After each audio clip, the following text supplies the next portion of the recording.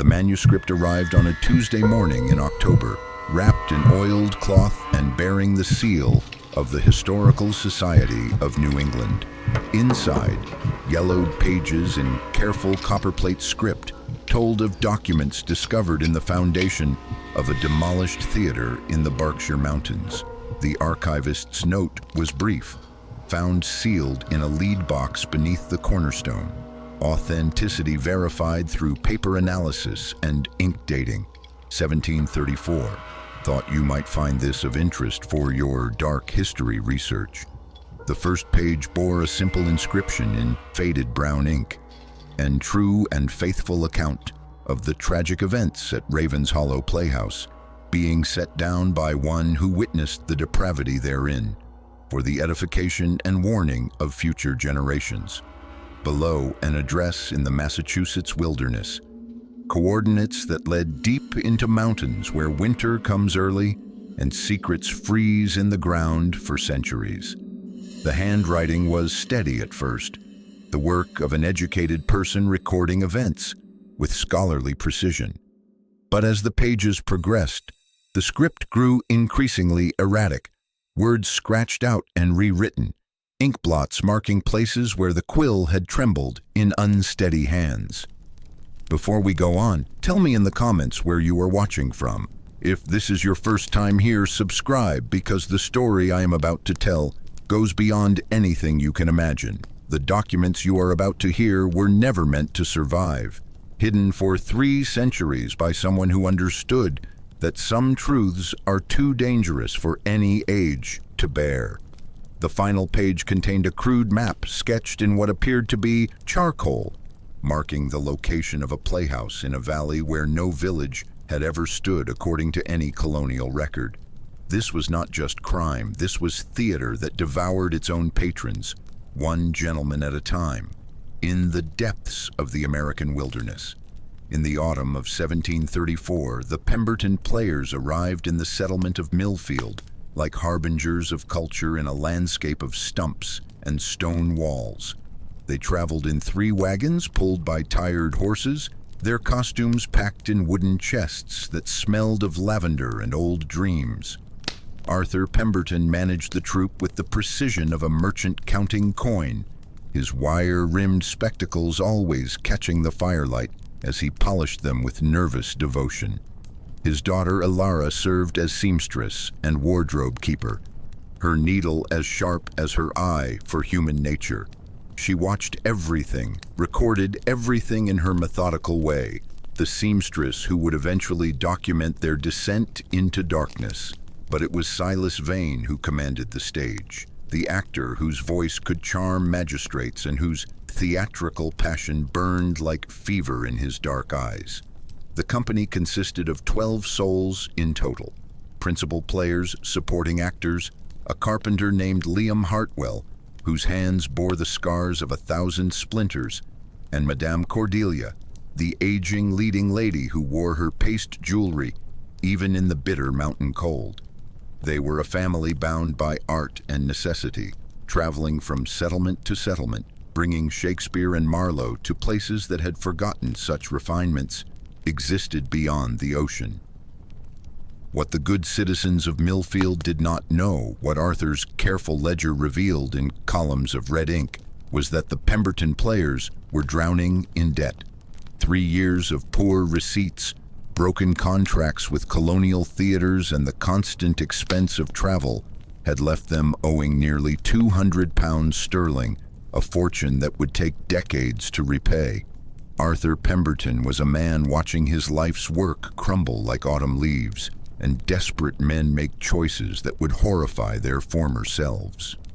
As the wagons rolled through Millfield's muddy lanes toward the abandoned meeting house that would become their tomb, he was already calculating possibilities, weighing lives against ledger entries, preparing for a final performance that would balance all accounts. Millfield clung to the mountainside like a beggar's prayer, all hope and borrowed time. The settlement had been carved from the wilderness only 5 years earlier by families seeking religious freedom and fertile land away from the coastal cities. 200 souls scratched their living from rocky soil and timber, building their community around a central green where a modest meeting house served both God and governance. But Millfield harbored darker ambitions. The leading citizens, enriched by timber contracts with the Royal Navy and profitable trade in beaver pelts, had commissioned the construction of a proper playhouse. The structure sat at the settlement's edge, a monument to their growing prosperity and cultural aspirations. Built in the style of London theaters but scaled for frontier audiences, it stood half completed, its frame rising like the skeleton of some great beast. Geography had blessed Millfield with valuable timber, but it also made the settlement a trap during harsh winters. Only one trail led through the surrounding peaks, a treacherous path that wound through forests where wolves still outnumbered men. When winter came with unusual fury, that trail became impassable, sealing the community away from the outside world like a cork pressed into a bottle. The men who had built their fortunes from the mountain's timber had no notion they were about to become the mountain's final harvest. Josiah Blackwood, whose sawmill processed logs from 6 different claims, walked the settlement's paths in fine wool coats imported from Boston. Thomas Ashford, the merchant who controlled trade with Albany and New York, counted his profits in rooms lined with books shipped at great expense from London. Samuel Hartwell, whose contracts supplied masts for His Majesty's Navy, planned additions to his house that would rival any in the Connecticut River Valley. These were the patrons of dramatic arts, the men who had funded the playhouse as proof of their sophistication. They had no way of knowing they were building their own sepulcher, that the half-finished theater would become the stage for a performance written in hunger and desperation. The blizzard began on November 15th with flakes as large as shillings, dancing in the lamplight like omens from a vengeful heaven. By midnight, wind was howling through the settlement like the voices of the damned, driving snow sideways and turning the world into a white void that swallowed sound and sight alike. Old hunters would later call it the Great White Terror of '34, a storm that buried the high country under 10 feet of snow and sealed the mountain passes until spring's thaw. Arthur Pemberton watched the storm through frost-covered window panes, his breath fogging the glass as he calculated their predicament with merchant's precision. The troupe had been contracted to perform 3 shows and depart for Hartford, but nature had imposed other terms. They were trapped, along with everyone else in Millfield, in a half-finished theater with supplies meant to last only days. It was then that Arthur made his proposal to Josiah Blackwood over imported brandy in the playhouse's makeshift green room. Why not make virtue of necessity? The storm would rage for weeks, perhaps months. The settlement's worthiest citizens were trapped regardless, and the theater, while incomplete, offered better accommodation than most frontier buildings. They could hold private performances, intimate showings of the bard's finest works for Millfield's most cultivated minds. Blackwood's eyes gleamed at the suggestion, like those of a man offered passage to paradise. Private performances exclusively for the settlement's elite? It would be the cultural triumph of their isolated community. Entertainment worthy of London's finest theaters brought to their very doorstep. He would invite Ashford, Hartwell, and the others. They would bring their finest clothes, their best wines, and pass the winter months in civilized comfort, while lesser folk huddled around their fires. Reverend Michael Crane was also invited, not as one of the wealthy patrons, but as the community's moral guardian, a man whose presence would sanctify their gatherings. The young minister accepted with gratitude, anticipating a winter of elevated discourse in their remote mountain refuge. On November 20th, as the storm raged with biblical wrath, 10 of Millfield's most prominent citizens made their way through drifting snow to the playhouse. They stamped their boots in the entrance hall, brushed crystals from their woolen cloaks, and settled into chairs arranged before the makeshift stage. The heavy oak doors closed behind them, with a sound like judgment itself, though none recognized the finality in that resonant thud. The playhouse interior had been transformed through Ilara's artistry and Liam's carpentry into a credible theater. Tapestries borrowed from Blackwood's house concealed the unfinished walls, while candles and oil lamps provided flickering illumination that danced across hangings of deep blue wool. The effect was intimate yet grand, as if the audience had been transported to some private theater in a nobleman's mansion. Their opening performance was Macbeth, that dark Scottish tragedy of ambition and blood that seemed peculiarly suited to their mountain fastness. Silas took the title role with relish, his commanding voice filling the small space as he portrayed the Thane's descent from honor into murderous tyranny. The storm outside provided an ominous chorus, wind shrieking through gaps in the structure, like the cries of Duncan's murdered spirit. Something was different about Silas that November night. His usual theatrical passion seemed amplified, his eyes burning with a fervor that transcended mere performance. When he spoke of hunger and ambition, of desperate men driven to desperate deeds, the words carried weight beyond Shakespeare's intentions, as if he channeled some deeper understanding of human necessity. During the banquet scene, as Macbeth confronted Banquo's ghost, a property dagger fell from the head table with a clatter that echoed through the hall. Liam hurried to retrieve it, but not before the audience glimpsed something unsettling. The blade gleamed with the unmistakable shine of sharpened steel, not the dull pewter of stage property. Reverend Crane later wrote in his private journal that this moment filled him with inexplicable dread, though at the time he dismissed such feelings as overwrought nerves. The storm, the isolation, the intensity of the performance all combined to create an atmosphere thick with foreboding. He had no notion that what he witnessed was not merely theater, but rehearsal for acts that would make Macbeth's crimes seem merciful by comparison. The applause that followed was genuine but subdued, as if the audience sensed something amiss beneath the evening's entertainment. As they retired to their assigned quarters within the playhouse, more than one gentleman wondered why the property master kept such realistic weapons and why Silas Vane's portrayal of murderous ambition had seemed less like acting and more like confession. By the fourth day of their captivity, carefully rationed provisions had dwindled to near nothing. The playhouse had never been provisioned for extended habitation, and 22 souls consumed their meager stores with alarming speed. Arthur's initial confidence began to crack like ice in spring, his constant polishing of spectacles becoming increasingly frantic as reality impressed itself upon his merchant's mind.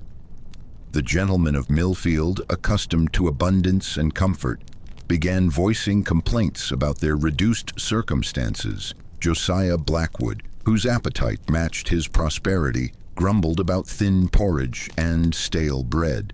Thomas Ashford wondered aloud when they might expect relief, while Samuel Hartwell calculated their odds of survival with the cold precision of a man used to weighing risks and profits. During this period of growing desperation, Silas began incorporating lines from Macbeth into casual conversation, weaving the Scottish play's darker themes into discussions of their predicament. "Fair is foul, and foul is fair," he would murmur while contemplating their dwindling supplies, his gaze lingering on their wealthy guests with disturbing intensity. The breaking point arrived on November 24th, the colonial day of Thanksgiving, when the last preserved meat was consumed. As the others contemplated what might be their final proper meal, Silas rose and began pacing the makeshift stage, his voice carrying across the hall as he recited Macbeth's great soliloquy about necessity and the corrupting nature of desperate ambition. Tell me honestly in the comments, have you ever faced true privation? Not the mild inconvenience of delayed meals, but the gnawing desperation that strips away the veneer of civilization like bark from a winter tree. If you find yourself drawn deeper into this colonial nightmare, subscribe so you don't miss how completely hunger can transform God-fearing Christians into something far more terrifying. Arthur Pemberton observed his principal actor with growing fascination rather than horror. In his ledger that night, discovered centuries later among Alara's hidden papers, he made a telling notation.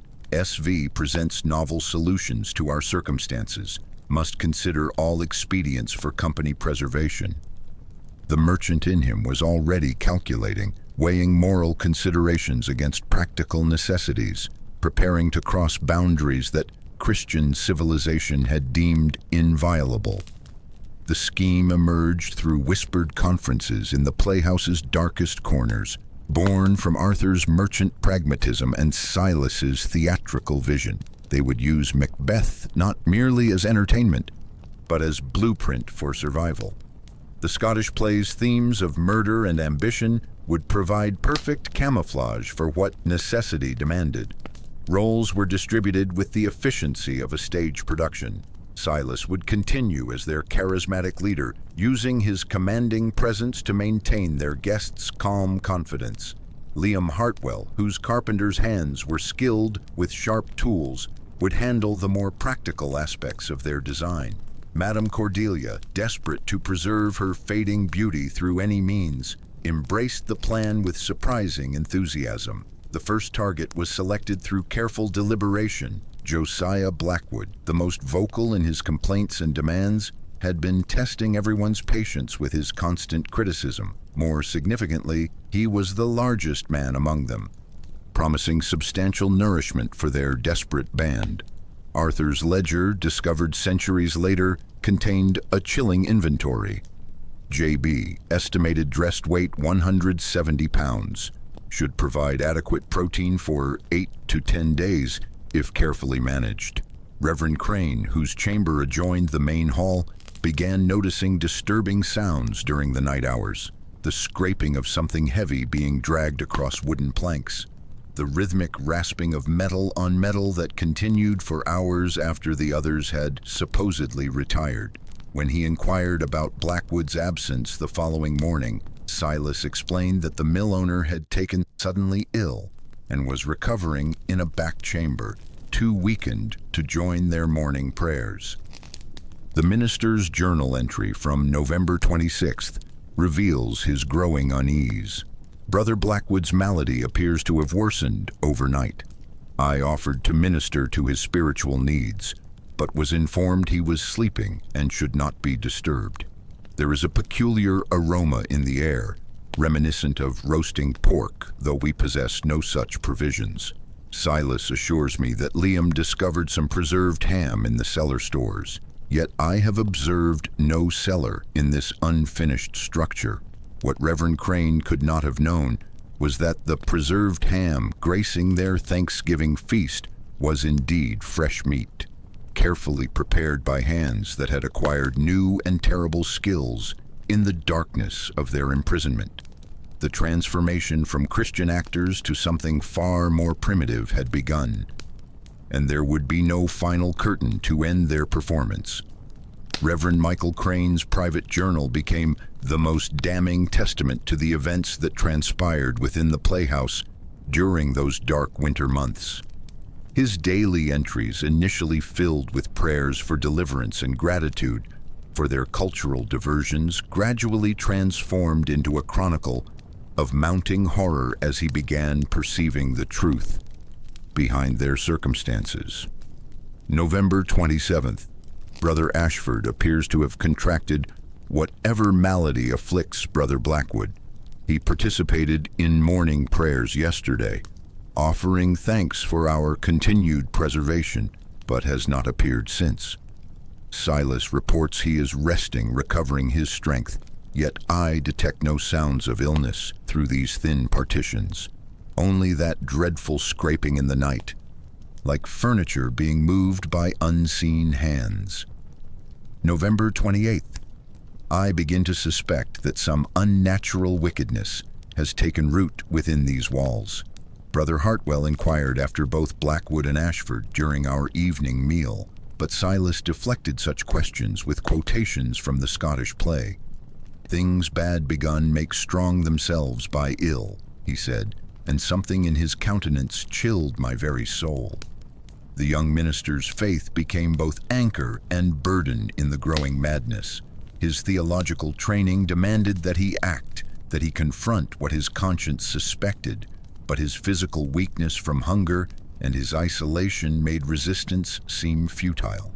He was outnumbered, outmatched, and increasingly certain that voicing his suspicions would merely add his name to the roll of the afflicted. Alara Pemberton found herself trapped between horror and complicity. Her father's plan unfolded with mechanical precision, but she witnessed the human cost in every detail. She began documenting what she observed, not with words that might be discovered, but through careful sketches hidden within her sewing basket. The drawings that would eventually accompany her written confession showed scenes that would haunt any Christian soul. Her hands trembled as she worked her needle, concealing evidence of their crimes within the very costumes they wore for their nightly performances. Each stitch was both craftsmanship and confession, creating a record that might someday bring divine justice to their mountain refuge. November 29th, Reverend Crane wrote in increasingly erratic script. "Only 6 of our original company of gentlemen remain at table. The others have taken to their beds, according to Silas. Yet I observe no physicians attending them, hear no prayers for the sick. The meat in our evening stew possesses a richness I cannot identify, and I dare not inquire as to its provenance. Beyond the playhouse walls, the storm continued its biblical assault on the mountain settlement. But within Millfield's smaller dwellings, concern was mounting for their missing elite. Mill foreman Duncan McReady had expected Josiah Blackwood to return after the first week, storm or no storm. When 10 days passed without word, he gathered several workers and fought through the drifts to the theater. Arthur Pemberton met them at the entrance, his spectacles fogged with cold, his manner apologetic yet firm. "Quarantine," he explained, raising his voice above the howling wind. "Several of our party have been stricken with what appears to be a putrid fever. The settlement's physician, before conditions worsened, advised complete isolation to prevent contagion." The workmen, already unsettled by the storm's supernatural fury, accepted this explanation and withdrew. Within their prison, the desperate work of maintaining deception continued. Evidence required concealment, stories needed coordination. The illusion of normalcy had to be preserved at all costs. Liam Hartwell, whose carpentry skills had expanded in horrifying directions, labored to create storage spaces beneath the stage where physical proof of their crimes could be hidden from prying eyes. The remaining gentlemen grew increasingly agitated as their friends continued to vanish without trace. Samuel Hartwell demanded answers, striking his fist upon makeshift tables and threatening to force entry to the chambers where the afflicted supposedly recovered. Thomas Morrison, ever the cautious merchant, began calculating probabilities and finding the mathematics of their situation deeply troubling. "Where is Blackwood?" Hartwell demanded during what would prove their final communal meal. "Where is Ashford? I demand to see them with my own eyes, to know they yet live." Silas, still wearing the crown from their evening performance of Richard III, smiled with theatrical benevolence. "All in God's time, good brother. Death keeps his own schedule, and some players must exit the stage before others take their final bow." Reverend Crane, observing from his corner table, saw something in Silas's expression that made him understand, finally and completely, the nature of their predicament. His journal entry that night was brief but chilling. "Lord have mercy. I comprehend now what sustenance we have been consuming. Lord forgive me, I am too weakened to prevent it." Lord, preserve me. I am hungry enough that prevention may be beyond my desire. The net was tightening around their remaining guests, but the storm outside remained both captor and protector, sealing them within their mountain theater with predators who had learned that civilization's bonds were more fragile than parchment in flame. Alara's discovery of her father's true intentions came while mending a torn costume in the small chamber Arthur had claimed as his counting house. Concealed beneath shipping manifests and theatrical contracts lay the leather-bound ledger that would become the crucial evidence for understanding the full scope of their horror. But these were not merely the financial records of a failing theater company. They were the meticulous calculations of a man who had transformed desperation into systematic murder. The early pages revealed the expected debts and declining receipts that had driven the troupe toward bankruptcy. But beginning in August, 3 months before their arrival in Millfield, new entries appeared that froze Alara's blood like ice in her veins. Payments to London Assurance Society, life policies purchased upon specific individuals, policies that would provide substantial compensation in the event of accidental death during travel. Josiah Blackwood, £50 sterling. Thomas Ashford, £40. Samuel Hartwell, £35. Every wealthy gentleman who had been invited to their private performances had been insured by Arthur Pemberton months before they ever set foot upon their mountain stage. The total value exceeded £150, sufficient to clear their debts and establish them comfortably in any colonial city. With trembling fingers, Alara cross-referenced the policies with her father's recent entries. J.B. Claim submitted, death by fever during isolation. T.A. Documentation prepared, deceased by exposure. Each vanished man had been reduced to a line item in a merchant's ledger, their lives calculated in terms of premium payments and beneficiary settlements. The most damning entry appeared at the bottom of a recent page, and inscribed in her father's precise mercantile hand. Total anticipated settlement, $156. Operating expenses including documentation and discretionary payments, $26.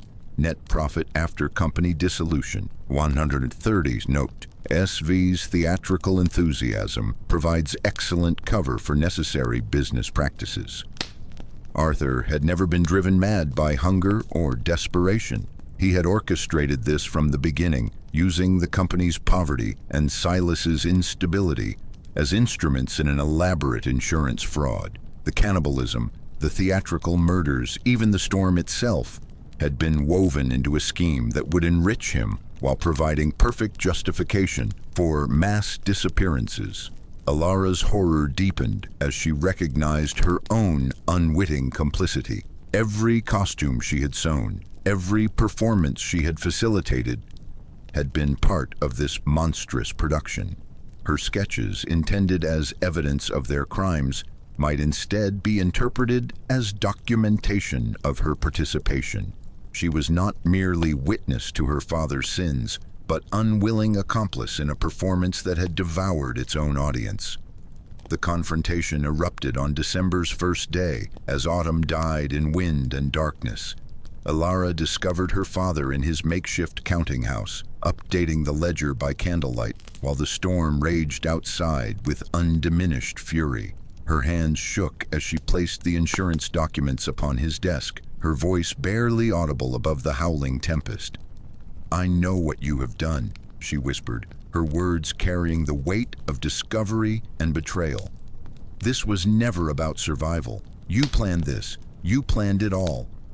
Arthur raised his eyes from careful calculations, his spectacles reflecting candlelight as he studied his daughter's countenance.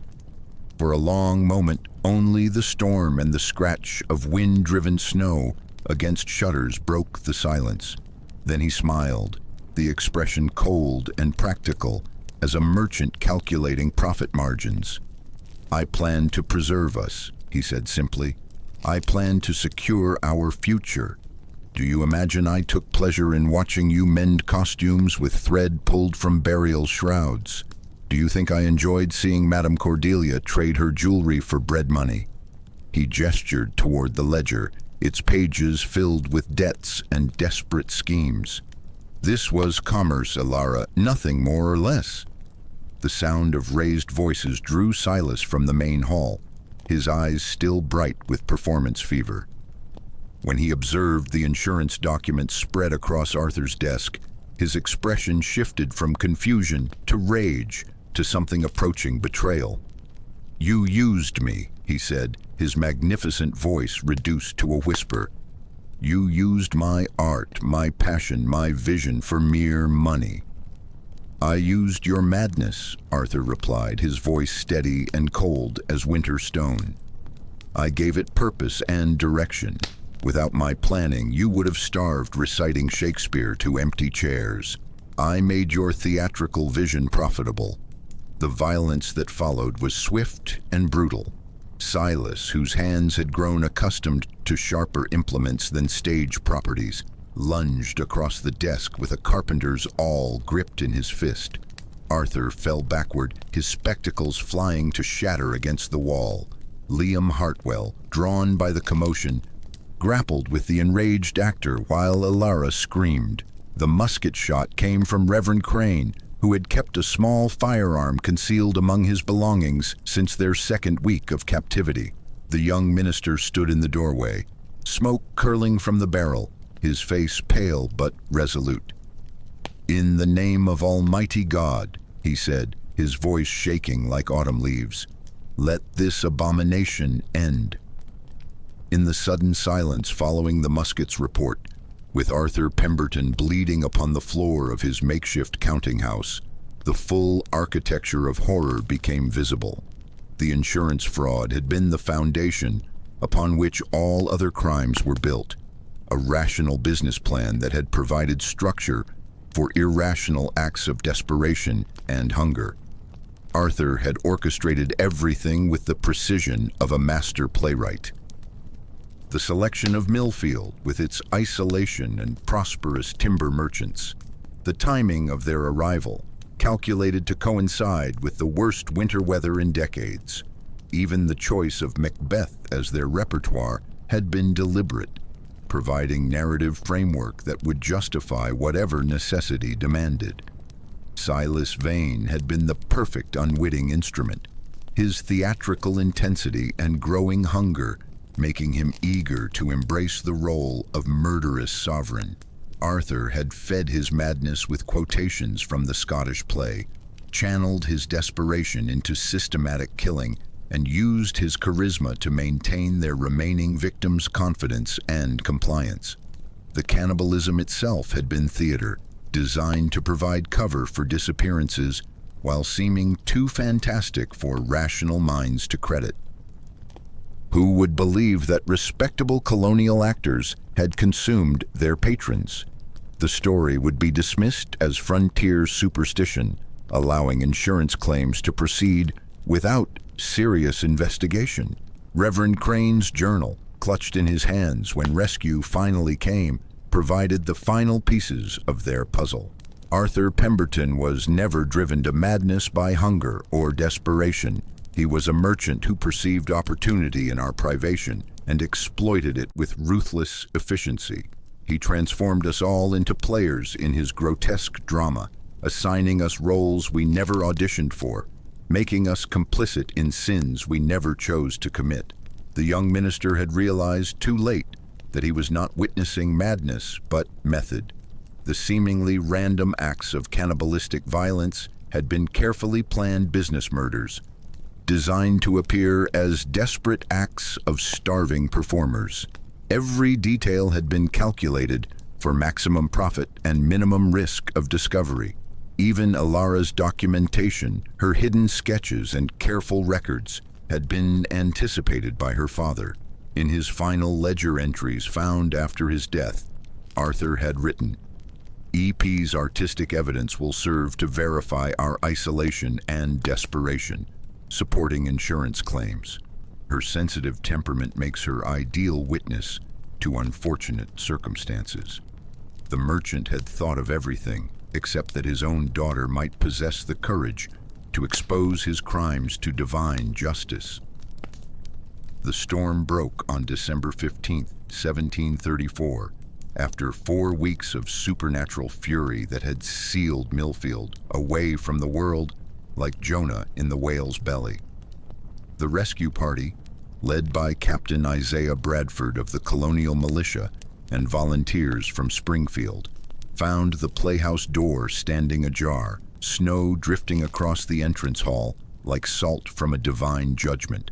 Inside, they discovered a scene that challenged Christian understanding. 3 survivors huddled in the main hall: Elara Pemberton, Reverend Michael Crane, and 1 younger member of the acting company, all suffering from severe malnutrition and what the settlement's physician diagnosed as nervous prostration. They told a fragmentary, barely coherent tale of storms and starvation, of theatrical madness and desperate cannibalism.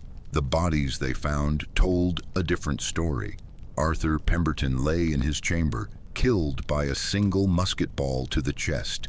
Silas Vane had apparently perished from loss of blood following their confrontation, his body discovered clutching a carpenter's tool. But of the 10 gentlemen who had entered the playhouse for those private performances, only scattered remains could be located, carefully butchered and preserved in the building's makeshift cellar.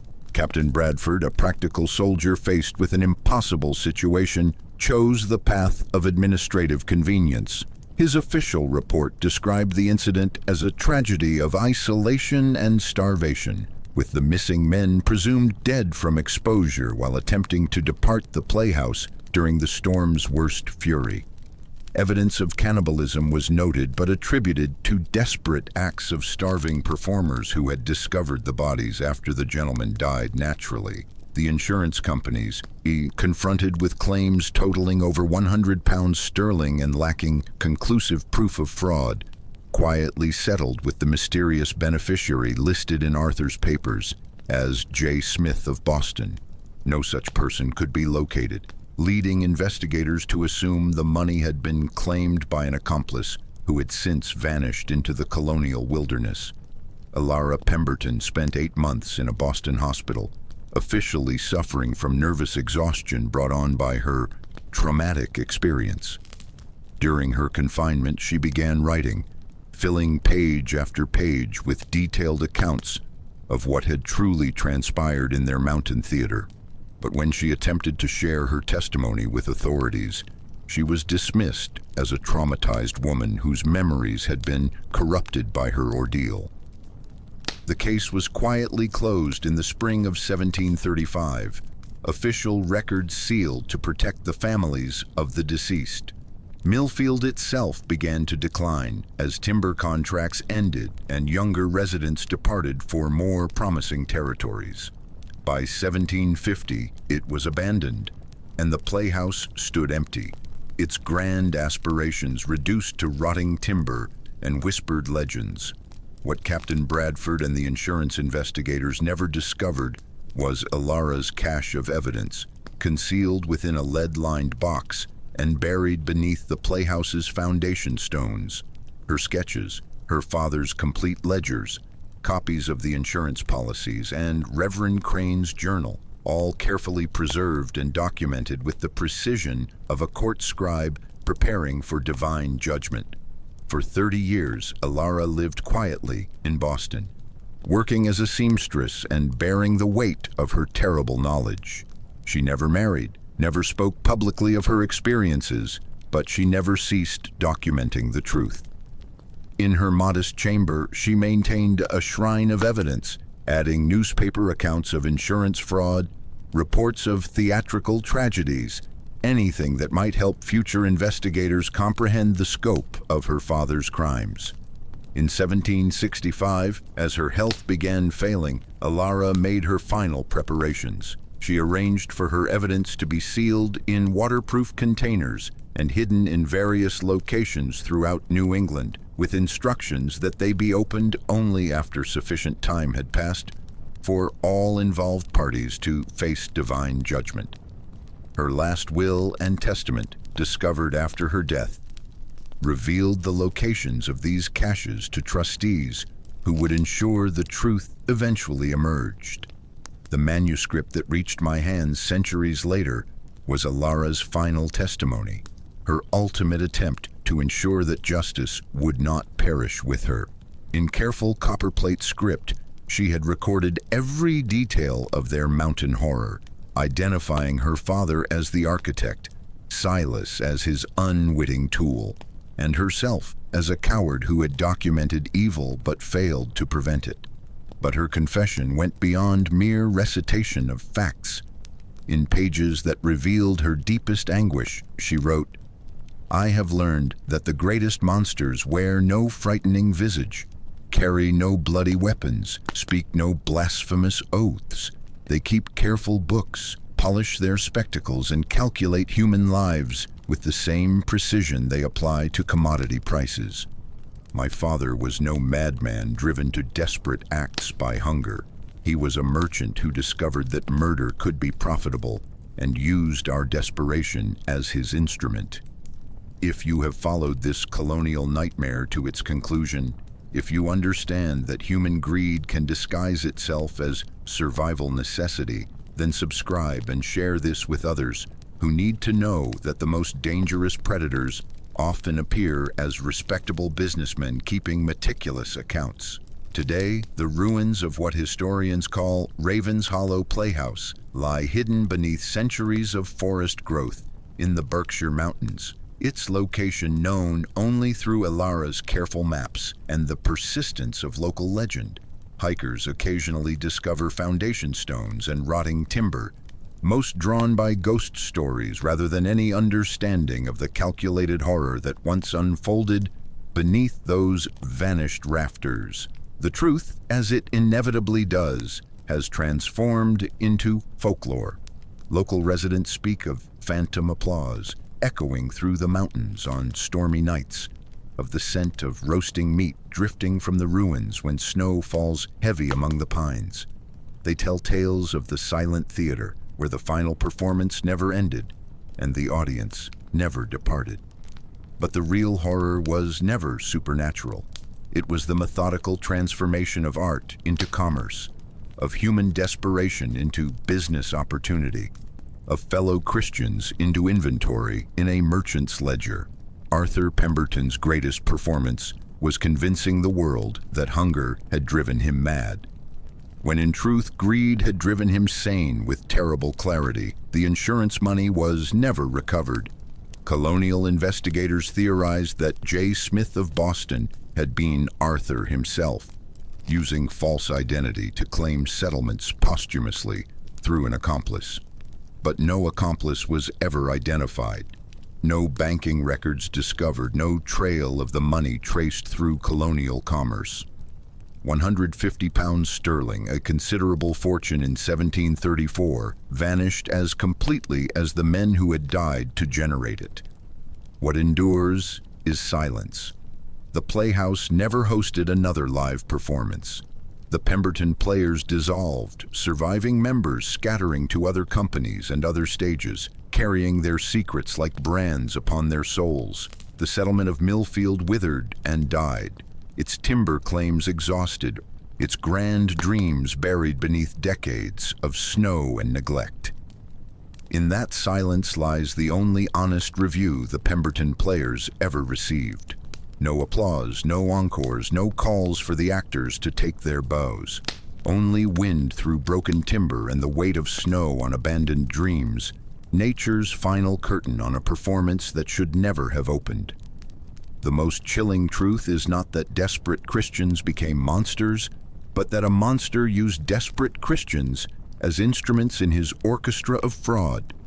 Arthur Pemberton composed a symphony of murder disguised as survival, conducted it with merchant's precision, and left the world to debate whether they witnessed madness or method. The stage remains empty, the curtain forever fallen, and somewhere in the silence between the notes, the truth waits for anyone brave enough to listen to the music of human greed played upon the bones of the innocent.